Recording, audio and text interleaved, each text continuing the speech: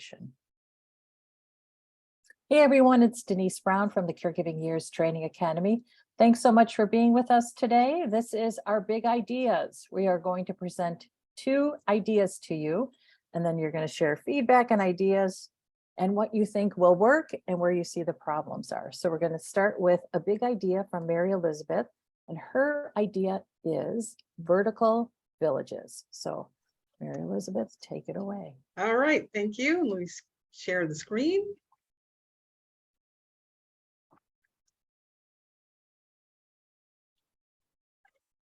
Well, thank you very much, Denise, for this opportunity. So hello, everyone. My name is Mary-Elizabeth Harmon, and my big idea is fostering vertical villages. So what do I mean by, by a vertical village? So a village, the way I define it, is a care community for and by neighbors. A vertical village is a village that is housed in a multifamily apartment building or a condominium, hence the vertical. So this idea, you could really say, is very many years in the making. So I'm a Michigander by birth, but I grew up in Kenya. So I grew up in a village culture. And then when I came back to the United States, I did a lot of community building efforts in college and also in the condominium where I lived. And what I discovered in that process was that people were really eager to connect with their neighbors. More recently, or what formed the idea of vertical villages as a care idea was, I am a current caregiver. And up until 2 years ago, when my father passed, I was taking care of both of my parents, both of whom were over 89, in an apartment building. And I was struggling in that. I was struggling. And I thought, you know what? I'm surrounded by all of these neighbors, many of whom I was confident would be willing to help me if they only knew my situation. And so I was thinking about, okay, well, what can I do? I've already have a lot of experience in community building, so let's just, bring people together around care. So why is it time for villages? So as we know, care demands are rising, caregivers are struggling, and community care is the best care. So care demands are rising. So America is trending older. As we know, by 2030, all baby boomers, which comprised a cohort of about 70 million people, will be turning 65. And of 70% of the people turning 65 today will need long-term care. By 2035, older people will outnumber younger people in the United States for the first time in US history. So paired with that, we have a loneliness epidemic in the US. Loneliness is linked to early death, very serious health conditions, and it impacts all ages. And to add even further to that, we've got, chronic disease rates that are continuing to climb. And as these care demands are rising, the caregivers are struggling. So in 2020, 53 million Americans provided unpaid care. 39% of caregivers leave their jobs to manage the care duties, and in doing so lose benefits, wages, and so it impacts people's wealth capacity. In addition to that, caregivers are facing health issues. So we've got 70% of caregivers showing signs of clinical depression, and caregiver strain, I recently read an article, is predicted to spur physician shortages. And so it's actually already starting to happen. And so by having fewer physicians, obviously the physicians who are practicing will have heavier loads, which is going to lead to physician burnout and stress. And already one physician commits suicide every day. And so physicians have the highest suicide rate of any profession, and that's about 2 times the national average. Wow. So that's the family caregiver side. And then on the formal caregiver side, or the quote unquote paid caregiver side, people are leaving the workforce, the nursing home workforce. And we are expected to have a lot of shortfalls in the care workforce in years to come. But the good news is that community care is good care. So most seniors want to age in their homes as it is, and community care costs about half as much as what it would in a nursing home. Also, the future of care is very much in the home. Most care already happens in the home, and COVID-19 accelerated things like hospitals at home, but then we also have a lot of innovations to help non-hospital related care to happen in the home. And here's a quotation that I really like from the Health Resources Services Administration. And it says, as a force in shaping our health, medical care pales in comparison with the circumstances of the communities in which we live. And the thing that makes the difference is social connection and support. So villages are not new. It's not a new idea in the United States. And so prevailing villages, there are about 350 that are operating or in development. But by and large, the villages center on helping elders to age at home, which is a wonderful thing, but caregivers and also need some support. So villages, based generally, what they do is they connect members to each other and to programs and services. And most of the villages are run by volunteer staff or volunteers or a small paid staff. So some of the popular services that the village provides are transportation, chores, and tech supports. So recently I was at a conference for the Village to Village Network, and one village reported that over 50% of the requests that they get for help are related to transportation. So with vertical villages, I see that there would very much be the same kinds of services that we would offer. But there will be some key differences with vertical villages with the prevailing existing villages in the United States. So the main thing is that the members would be living together. Because of the vertical, we'd all be housed in an apartment building. And the physical proximity of the neighbors in that case would have some benefits. Also, by having many people living in one location, there would be an opportunity to negotiate discount rates with vendors, to come into, it'd be worth their while to come to a village because they could serve many people in kind of one swoop. Another difference is there would be a focus on the caregiver, because the elders and the youth only do as well as workers who are the primary caregivers, or that's my opinion. And the other very large difference that I foresee is that there would be a focus on connecting people to in-home medical care, which by and large current villages don't do. So why medical care? So medical care, there are many people who can't get out of the house, either because they're bedbound or just because of advanced age, it just makes it a little bit more difficult. In addition to that, so if by having medical care in the home, you can keep up screening and potentially offer preventative measures and help lower medical costs. The other thing is that by having in-home care, caregivers won't have to take time off from work to transport their carees to the hospital or to clinics. So the in-home care model. So the way that I'm thinking about in-home care is that it would be a combination of care delivered through technology, but also in-person services. So we've got telemedicine, remote monitoring. There are now in-home primary and urgent care providers. You've got mobile clinics, care coordinators, care apps. So putting all of those together, you can help people get the care that they need in the home. So the way that I'm seeing it is that the village leaders would really be service finders and connectors. So they would know what is available in the communities and help the members of the village connect to those things. In addition, the village members would also, the village leaders would also connect members to programs. So in the village that I will be developing, I'm thinking of programs in 3 large areas: movement, food-related projects, and also group entrepreneurial projects.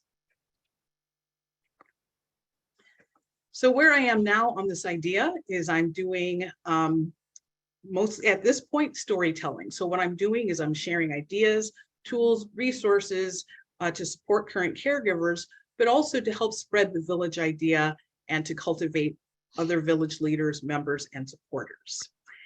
And once I find a physical location, because right now I'm living with my mother, so I'm kind of not in my home, my home place. But once I move back home, we'll start building relationships with stakeholders to develop a vertical village model and ways to augment that neighbor care with medical care, and then also to create the programming around the health related programming. And finally, so what can you do? You can join me in this effort and start tiny. So if you like this idea, I would love you to come to verticalvillagealliance.org and sign up for my newsletter. And in addition to that, to just do what we can to create a culture of care in our community. So something as simple as make 2 friends with neighbors, with 2 people that you don't know, and offer help. So this week, I've been walking my neighbor's dog. He's kind of ill. So I've been walking the dog, and it's wonderful for me to get outside, but it's very helpful to him. And then also ask for help yourself. So sometimes I ask my neighbor to pick me up crackers when she goes to the store. So that is my idea, Vertical Villages, and I would love to hear what you all think about it and any comments. So thank you very much. So we're going to have a general conversation about both ideas in just about 10 minutes. So I'm going to give you an overview of my idea, and then we're going to open it up for your feedback and suggestions, comments, ideas. Okay. So I'm curious, in the chat room, I'd love for you to share how often you've responded to a family member who's had an emergency at home. Because I believe family caregivers are actually the nation's largest volunteer group of first responders. Yeah. Okay, so we respond when there's a fall, we respond when there's a medical emergency, and we might be responding from our home to our caree's home, or we might be responding within a home that we share with our caree. So I think about both situations as us as first responders. And I wondered if you could also share what it's like to be the one that sees the medical crisis, whether it be the fall and the blood and gore, or a change in status or a decline in health. I'd love for you to share, what is that like for you? Because I think if we think about it, it is a traumatic experience for ourselves and for, yes, it's very scary, Deb, thank you. It's traumatic for ourselves, and it's traumatic for our caree as well. And I often think we see things that we think, I am not trained to see this. So for instance, my father's skin is very thin. So when he has a fall, he has really significant skin tears. And he had a fall a year ago where basically he ripped his skin up his arm. So when I got there, there was blood all over. And then when I went to the emergency room, I was his emotional support as they stitched him up. Well, actually, they couldn't stitch him up, but as they put him back together. Okay, so think about this. We are the first responders, but yet what kind of support do we have as first responders? And if any of you feel like you have support as a first responder, please tell me in the chat room. I'd love to hear about it. Yeah, thank you, Jonathan. It's very scary, and everything is hurried and fast paced. You got to make the call, you got to be ready. And we are responding in the middle of the night too. So you might be getting up from sleeping, and all of a sudden you're in a situation where you've got to think clearly, you've got to respond, react, and take care of a really critical situation. That's really difficult. That's very difficult. Okay, so what does it look like if we had training to be first responders? If we had actual support from our local fire department. So thanks everybody for sharing in the chat room about your support. It's nice to hear that there's support. So when I was thinking about what this looks like, I thought, well, what if the fire department provided CPR training? And oftentimes you can get that kind of training in your community and sometimes through the fire department. But I also thought, what if they could share some driving tips? Because when you're driving to a medical emergency, oh, that's hard. That is hard. In addition, they could give you some suggestions about supplies to keep on hand. What do you need to manage a skin tear? I mean, we figured it out, but it would have been great if someone had said, here are the supplies you want to keep on hand.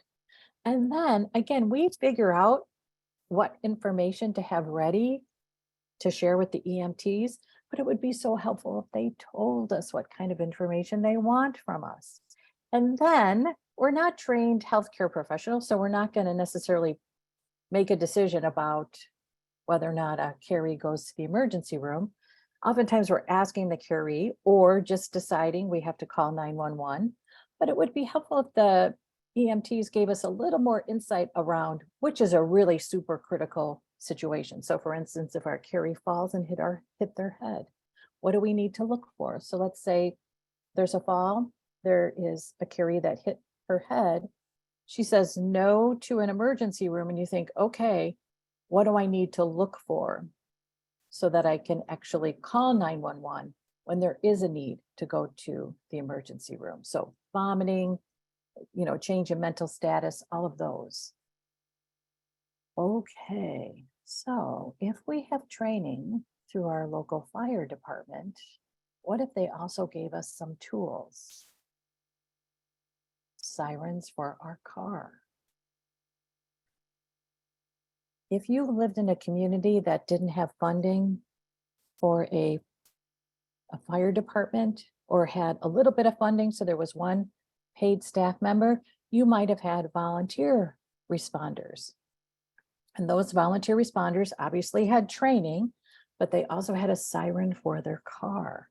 What if we had a siren for our car? Now, I appreciate this could spell disaster for a couple different reasons, but I just am thinking outside the box on this one. What if after we had training, and the training included how do we drive safely to an emergency, we also have a siren for our car? And then just as an aside, sometimes we're going to the grocery store or to the pharmacist because of an emergency. What if we had mini sirens for our cart? And so everybody got out of the way. Everybody let us go to the front when we had to pay. And so we had an expedited shopping experience. Okay, so here's why I asked what kind of support. So we have certified caregiving consultants, but there could be any kind of professional who provides support after this kind of medical emergency. So you all shared what it was like. It's scary, it's terrifying, it is traumatic, and yet we have to go back to caregiving. We have to go back to our day. So what if there was some kind of debrief and support around that tragedy?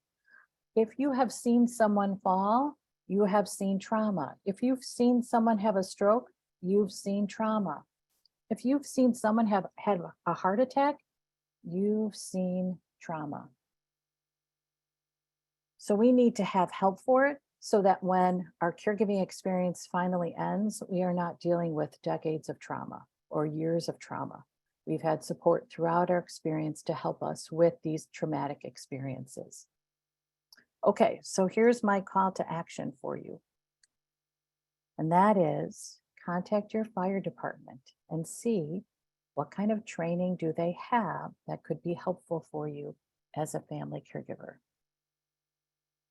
Ask them about CPR. Ask if they have any insights about information you need to have ready. Ask them about what kind of information should be on the refrigerator. So in Illinois, we have a POST form, the physician order for life-sustaining treatment.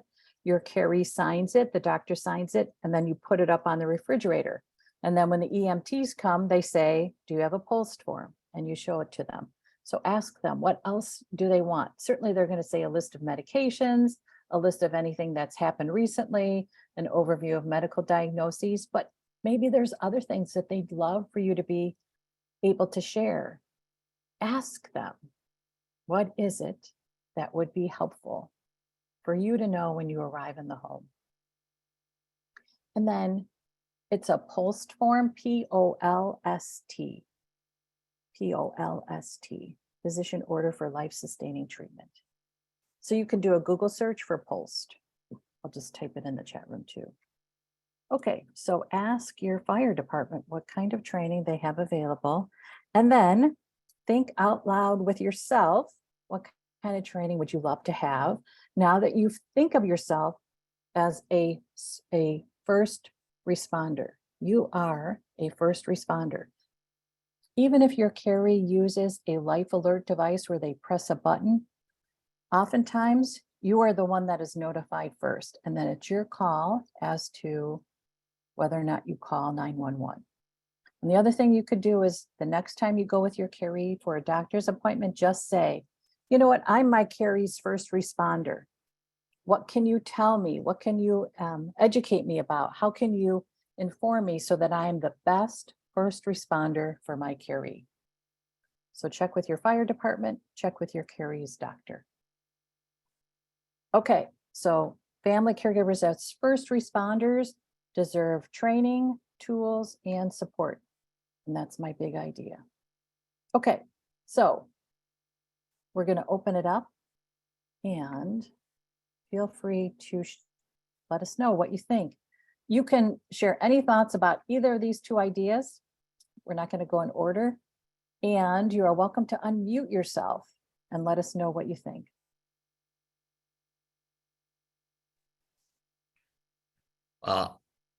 I really like Mary's idea a lot,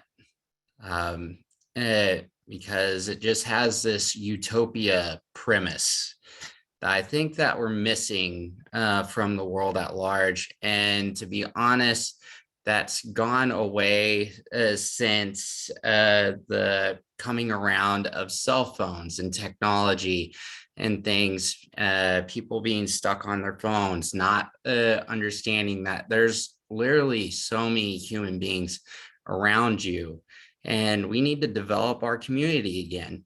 It's not there anymore. And I think this goes beyond just the elderly. It's literally a fabric of creating an environment that we've long lost a way ago. And I love it 100%. Well, thank you so much. I'm very happy to hear you say that, Jonathan. And I agree 100%. The thing that makes me very heartened is that whenever I reach out to neighbors, people are very excited. So I think that people are really eager to connect with their neighbors, but sometimes don't quite know how. So if we have a mechanism to facilitate that, that it would work. But not only that, I mean, I've seen it's happening right now, but mostly, like I said, for senior populations. And I want to bring that in for people who are caregiving for, elders, children, and then also supporting youth. So for everybody, we all need support in some way. It's not just elders who need support. One thing I was thinking of is that there actually, I think, are times when placement for short-term stays in a nursing home or an assisted living are appropriate. They really are the best solution for the family. So what strikes me is that you could have this circle of providers that includes skilled nursing facilities and assisted living facilities, and they become part of the village. So that when a family member is admitted to a facility, the community is still there to support not only the caree, but the family caregiver. Yeah, definitely. Yeah. I agree. What else are you guys thinking?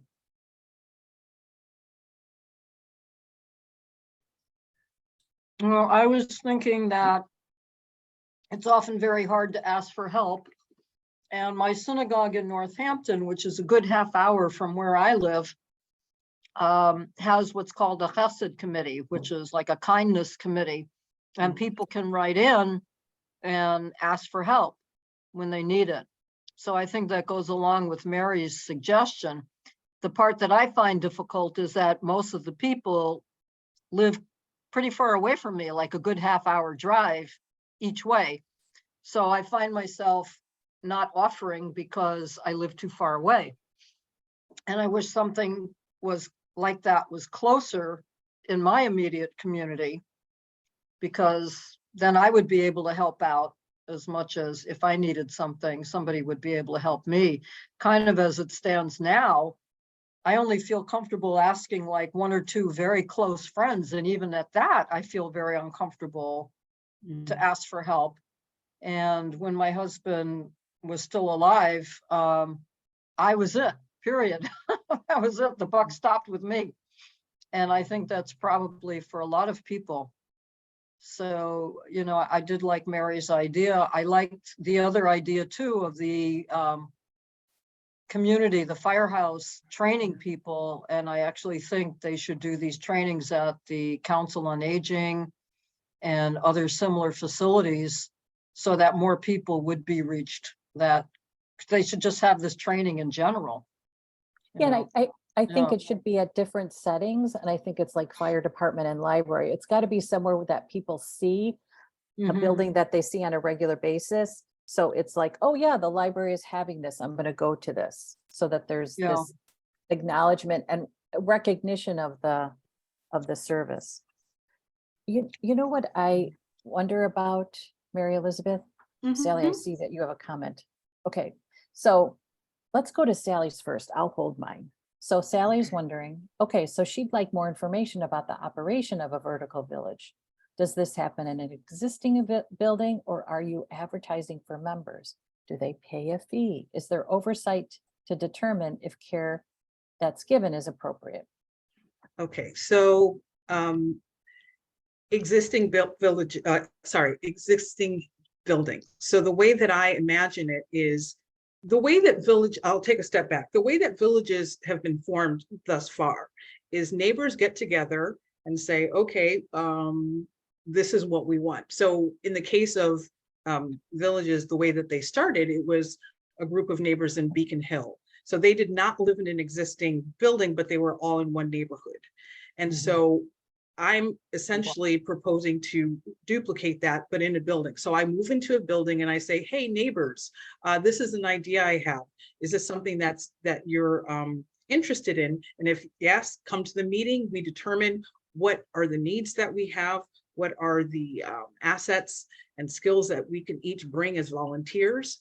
And I'm seeing it happen in different tiers, so that there could be a social tier, in which case anybody can join. You would just kind of maybe sign a waiver or something like that, but there would not necessarily be a fee associated with that. There would be another tier where for people who foresee that they would need services in the home. So like the help with the chores, help with the IT, more of the transportation services, those people would pay a fee. So that's how it generally runs right now with existing villages. And some villages have a sliding scale so that they can accommodate people of all different income levels to participate. And then wait, there was one other part to the question. Let me go back because I've kind of lost my, is there a fee? Yes. Is there oversight to determine if, okay. So the way that I'm imagining the village happening is, so yes, there would be oversight, but again, at different levels. So the way that villages happen now is there's a portal where people who are members go and they'll request a service. And let's say, oh, I'm Mrs. Smith and I would like someone to take me to my doctor's appointment. So then the village would then connect Mrs. Smith with a volunteer who would take her to the to her doctor's appointment. And so after that, there would be some follow-up where Mrs. Smith would be able to say, hey, this driver was great. No, he was not great, or whatever. So that, you know, so that the coordinator would have some sense for how did that service, how was it provided? So that would be one level. With other services, the way that I'm imagining it is partnering with existing community-based organizations. So for example, here in Virginia and in other places in the country, they have in-home urgent care. So the urgent care wouldn't be something that would be provided by a neighbor, but the village would have a partnership with the urgent care provider. And so if there's somebody in the village who requires that kind of care, the village would bring that person in. And so at that point, again, it's the provider who is, you know, kind of making sure the oversight that was provided, because it's their company, but then also the villager would say, this was my experience with that. So in that respect, or in that way, that's how the village would be able to get feedback for the services that are provided and make changes accordingly. Okay, we have a question from Deb. And Sorry, I unmuted. Oh. And Mary-Elizabeth, you may have answered that. I was just thinking about how important intergenerational villages are. And, how do you see trying to make that balance? Is it upon me to move into a place that's got different generations? Do you see it growing that way? Yeah, so I think that I do very much want an intergenerational approach for a variety of reasons that, I kind of won't get all into right now. But you bring up a point that right now our buildings aren't very mixed, the building that I live in is not terribly mixed. So my mother is 92, she lives here, but she's the oldest resident in the building, and there aren't so many other people who are even approaching her age. So in that respect, I think it's going to take some time to start integrating the buildings, because we've been in a situation where we just kind of stick seniors in, like, oh, go over there. And so that's some culture that reprogramming that we're going to have is to say, no, let's stop putting people in buildings by ages, because age segregation is as bad for society as race segregation, quite frankly. And so, but I think it's going to take time for people to start moving into the buildings. But again, you just kind of start where you are, get neighbors taking care of each other. And the other thing, sorry, I know I kind of ramble a little bit. The other thing is that with buildings, I think to really bring the building owners into the conversation, because a lot of employers are offering care benefits, and so they see that this retains workers in the workforce. And so I think it's upon me and others to start educating building owners how a care community could be a benefit in their properties. And so if I, as a worker, know that I'm going to move into a place where I can get support either for my mother, for myself, that's a very attractive feature. But again, I think it's going to take time. okay, so I have a question for you, Mary-Elizabeth, Okay. around equal distribution of help, for lack of a better way. So you talk Okay. about a portal, people request help in a portal. How do you ensure that there aren't people taking advantage of the good helpers in the community? Yeah, I think, it's funny that you asked this question, because I'm in a group where there are people who are village people who run villages, and they have had situations where they'll have a member who is requesting services that they're not necessarily part of what the village provides. And so I will say that I don't quite remember how they deal with those kinds of situations, but I do know that there's already quite some lessons learned that people could, help me understand exactly how they have dealt with those situations in the past. So I know that that's something that existing villages have dealt with before. So I wouldn't have to kind of learn from personal experience on that one. And But I don't have a fast answer for you today, I'm afraid. I think there are some, and I'm not sure if it's actually the village model, that use credits, like you earn credits for helping. And then Oh, I see. and then you have credits that you can actually turn in to receive help. Yeah. Now, of Yeah. course, there's problem with that too. I mean, there's going to be Mhm. problems around this. It's just going in knowing that there are some people maybe that take a little more than they give. Yeah. And it may be, excuse me, that,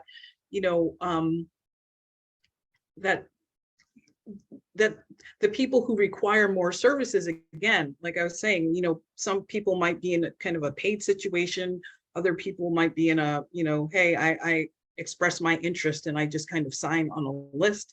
So I think there's going to be people participating at different levels. Okay, so we have a question from Denise. So Denise, go ahead and unmute and then let us know what you're thinking. Hey there. I just wonder, I've never heard of these villages. So, I guess, do you have doctors that stay there? Do you have registered nurses that stay there? I mean, how is it? And your transportation deal, what about if the patient is in a wheelchair? Yeah, so to answer your question, the physician, in a perfect world, I would love to have a village where there could be a small in-home service based on site, but there are all kinds of, kind of zoning issues with that. So for right now, it would just be, you would have partnerships with existing providers in the community. So I don't foresee that you would have a physician living in the community. I mean, you could. So, you could have, am I getting to your question? But I don't see that they would be living there, but that you would have connections with people in the community. So with transportation of somebody in a wheelchair, again, you would have a person who, is in a wheelchair. You would plan with that person to say, okay, well, in the event of you needing to be transported to such and such a place, how can we help facilitate that? So those would be plans that you would set in motion before an emergency happened. But again, I would see that service being provided by a partner within the community that specializes in that kind of a service. I get it. I know that the person would definitely not be interested in that at all. So, but however, I do really like this training, called the fire department required training for the caregivers. I think that should have happened many, many years ago. There's a lot of things that I do and other people don't do them, because they don't have the degree. Well, nobody asks for this either. Generally, I didn't go to school for it. It happened in the middle of the night. So in that type of a situation, yeah, I do definitely think that there should be some sort of training for the parents, whoever they go home to. Sorry, I was muted. You know what else I think? When there is a visit from the EMTs because of an emergency, if you haven't had training from them and you're going to go to the hospital because there is an emergency, maybe at that time they say, here's a siren you can put on your car. Give it to the hospital when you're done, but we want to make sure you get to the hospital in a safe and quickest fashion you can. I have a question for all of you, and that is, if you lived in a vertical village, what services would you want as part of your community? Yeah. Thank you for that.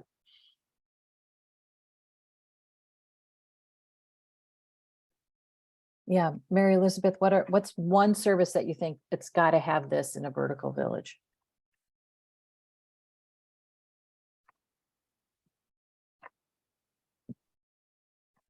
Did I lose you, Mary-Elizabeth? Oh, No, I'm still here.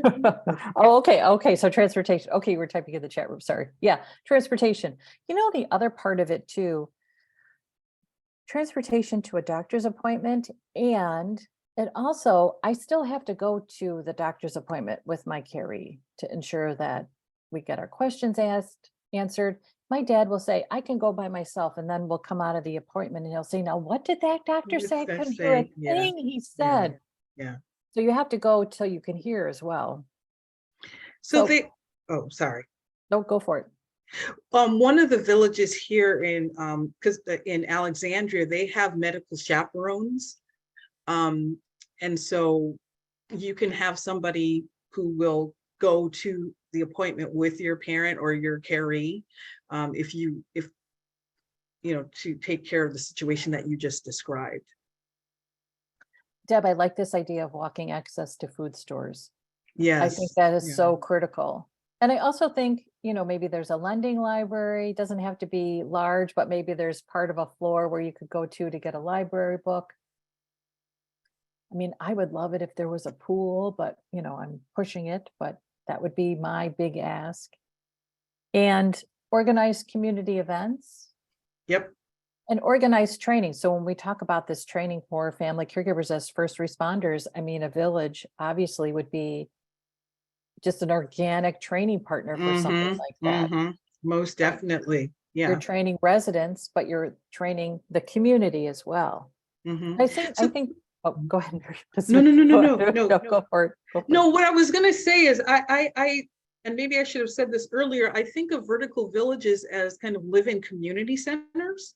So, you know, in a community center, you've got the, you know, the social part, you have the educational part, you have all these different parts. And so that would be happening as part of the village.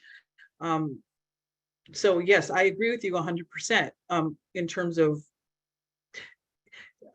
training, learning CPR and all those other things, especially if you are a person who is going to, you know, respond to a neighbor. So there's a hospital community program where there was a hospital in Greenville, South Carolina. And what they were noticing was people who had community support after the hospital discharge did a lot better. Like they didn't come back as quickly and all those kinds of things. And so again, a village would be a perfect way to say, okay, I'm going to pair the volunteers with the trainers in the hospital, because there are some specific things that the hospital trains people on. So to make that connection, so that I, as a volunteer in my village, am not just kind of doing it out of the goodness of my heart, but I have training as to, okay, Mrs. Smith got out of the hospital. What does she require? What, you know, so that we're able to provide better care for people that way. And you could have a group of trained first responders, so to Mhm. speak. They're Mhm. volunteer first responders. If there's an urgent situation and you're not sure what to do, you could call your neighbor down the hallway. I think about That's right. what did we have them when we lived in the dorm? I was one of those. Or Like if there was a fire, I was the person that let everybody safely out of the building. something like that. You know what else I think would be a nice service is a variety of faith-based services. Yeah. So local churches come in to have a service, so that if there is someone who's homebound or has a disability or just a hard time getting out or just doesn't feel good, they could still Yeah. connect to their faith. And I also think that just in terms of spreading the idea, faith-based communities are a good place to start to, you know, start to build that awareness. Yeah, Deb, that's so, it's not a resident assistant, but it's the person that, I don't know what that person is. You get picked, you're the fire something or another. Yeah. Safety officer or something like Yeah, that. something like that. Mhm. Thank you, Sally. I got picked everywhere I lived. I was picked to do that. To lead people safely out of a fire. Also, I Yeah, had that another- was me too in my, That's so interesting. yeah. I was in the federal government and I worked in a building that was so large that people were dying at work because the EMTs couldn't find where people were. So we actually got trained in CPR so that it's exactly what you're talking about. So it was a coworker as first responder. And if you think about the support we need after a crisis, if there is that support just embedded in the community, like a Mhm. certified caregiving consultant or a therapist or a coach Mhm. that provides that support immediately. It's not like you That's have to right. call up and say, I need support. The community knows there's been a crisis. The community knows there's a family caregiver that needs support. The community Mhm. provides support for that family caregiver. That's right. That's right. I had another comment. Oh, sure. Go for it, Sally. My stepmom was in they called it a retirement community or something like that. So everyone was over a certain age. But they had an activities person, and in this case, you have to pay a lot of money for your rent, and that includes the activities, the food, and all that. But I guess my point was going to be is that they would also, if individuals who live there say they needed physical therapy twice a week, the physical therapist would come into their apartment and do that. And people who did those kind of things, the home health people, also were doing, blood pressures once a week. Yep. For Yep. anybody. Yep. They had hearing aid people all the time. Got many ads from them. And just, various services like that those people are in the building, at least in this case, all the time. At least every morning there was somebody like that. And I think if their expertise could be used in some way to even let other people know in the building that these things are happening. One physical therapist might have their career set if they just saw everybody in the building. And that's, that's exactly right. So part of what I did not mention was when I first became a caregiver, I was living with my parents in a senior community. And so we had, there was a podiatrist who would come, and, so people came, a hairstylist, a nail person. So there were people who came to the building to provide those services. And then they also had free transportation to faith services and things like that. But we don't tend to have that in buildings, in just kind of standard apartment buildings, but I don't see that there's any compelling reason not to have those things. Do most apartment buildings have a community room or something? I don't know. So It depends on yes the and no. apartment So many do, but many don't. So that's where I was thinking, okay, so where could be that congregating space? And that's where I was thinking about library, so that there's some place already in the community where people already go or would be happy to go, so that it could be a library, it could be a church, it could be a wherever. So it would just kind of depend upon what is available in the community to get people together. But yeah, that is one of the potential pitfalls, is that it's just hard to get people together. On the other hand, I think that by doing the best we can with the resources we have without kind of building new buildings, we can raise the awareness of developers to say, hey, wait, maybe we need to be developing buildings in a slightly different way, because I do know that affordable housing folks, they do tend to build community rooms into their community. So that is something that happens. And when you talk about the epidemic of loneliness, just, having a book club or a movie night or a card game, or whatever, just to get people together. It doesn't have to be medical.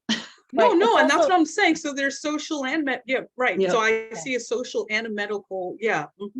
But it's also for the kids. You have this army of homework helpers that could help with the kids after school. I do want to mention one thing though. When you look at how our public housing moved from single family to high rises, it really kind of disrupted the family unit in a way that really didn't help. So it's interesting to think about, how do you maintain that family unit and that sense of community in that vertical way? So that would be something that you'd have to be really intentional about. See, I guess I would want to understand a little bit more about the disrupting of the family unit, because I actually maybe don't quite see it that way. So what happened in Chicago when we went to high rises with our public housing, kids, it was hard for the kids to go out and play because their moms couldn't keep their eye on them. So what happened is the kids just played on a balcony. It really made it difficult for the parents then to really connect as a community. So it's thinking about, where do the kids go and play? how do you keep that sense of community? It's kind of Right, interesting. right. I'll send you a right. couple articles, Mary. Okay, I would love to see that. Yeah. Okay, so we're just coming up at the end of our time. So I want to thank everybody for being here. And thank you, Mary-Elizabeth, for your Thank fabulous you, thank idea. you. So Mary-Elizabeth, do you want to put your contact information in the chat room? If anybody's interested in reaching out to Mary-Elizabeth, she's going to put her contact information in the chat room. Thank you, Mary-Elizabeth. Thank you very much, and thank you for your comments. And we do have a $500 credit to give away for our training programs. And so if you are interested in that, put your name in the chat room.